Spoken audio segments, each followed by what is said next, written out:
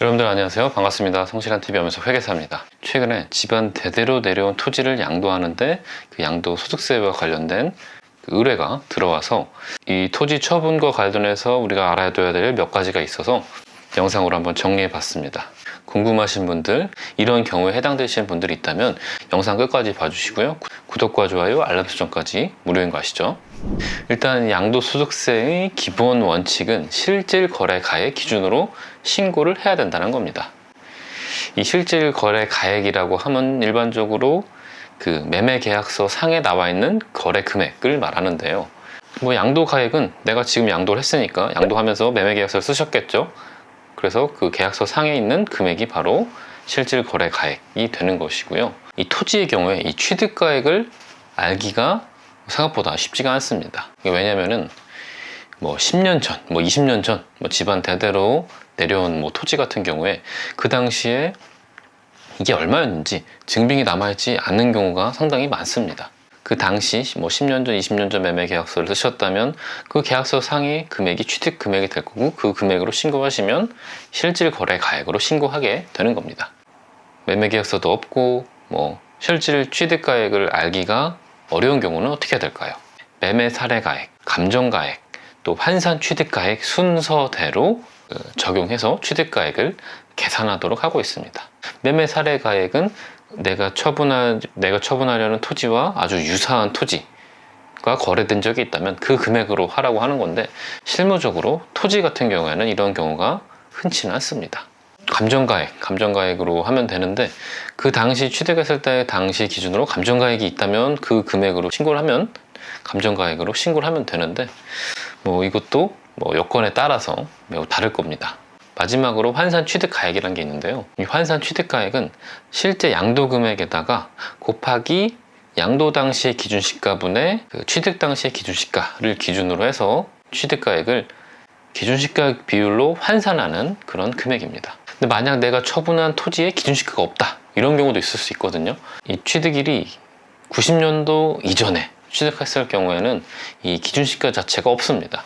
왜냐하면 기준시가는 90년도부터 나온 그런 개념이기 때문에 그 이전에 취득한 거에 대해서는 기준시가 자체가 없습니다. 그래서 이런 경우, 뭐 이런 거 사실 여러분들이 모르셔도 되긴 되는데, 이렇게 기준시가가 없는 토지라면은 다음과 같은 방식으로 계산하도록 하고 있습니다. 90년도 1월 1일 기준으로 한 개별 공시지가 곱하기 90년도 8월 31일 현재의 토지 등급가액에다가 그 직전 연도 결정된 토지 등급가액을 더한 다음에 얘를 또 나눠요.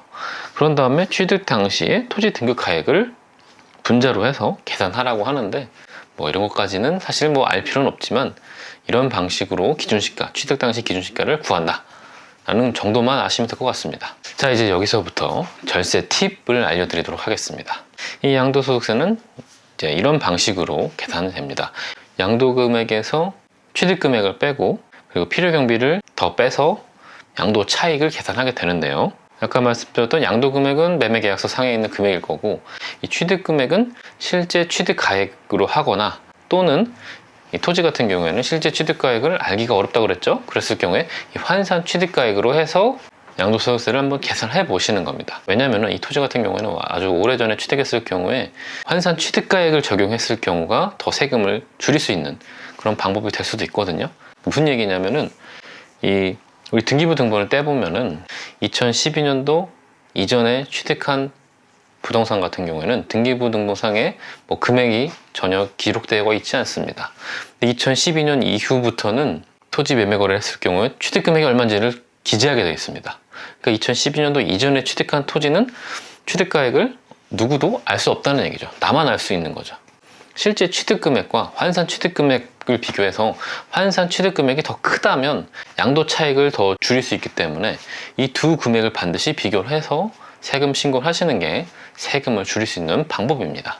참고로 취득가액을 실질 거래가액으로 했을 경우에는 그 뭐 취득세, 취득 당시의 취득세, 등기 수수료, 또 공인중개사 수수료, 이런 증빙이 있다면 이런 비용들을 추가로 더 경비로 공제를 받을 수가 있습니다. 하지만 환산 취득가액으로 했을 경우에는 환산 취득금액의 3%만 추가 필요경비로 인정을 받을 수가 있습니다. 그리고 실제로 제가 이런 방식으로 해서 세금을 한 5천만 원 이상 줄였던 경험이 있어서 토지 처분할 일이 있을 때 반드시 이렇게 비교를 해보셔야 된다는 거. 여러분들이 실제 토지를 양도한다면 그 토지가 매우 오래된 토지라면은 이런 비교를 통해서 세금을 줄일 수 있는 방법이 있다는 거 알고 계시면요, 나중에 실제 이런 일이 있을 때 큰 도움이 될 거라고 생각이 됩니다. 더 궁금한 사항 있으시면 댓글을 달아주시거나 아니면 이메일로 연락을 주시면 제가 또 답변 드리도록 하겠습니다. 오늘 내용이 도움 되셨길 바라고요. 저는 또 다음에 좀 더 유익한 영상으로 찾아뵙도록 하겠습니다.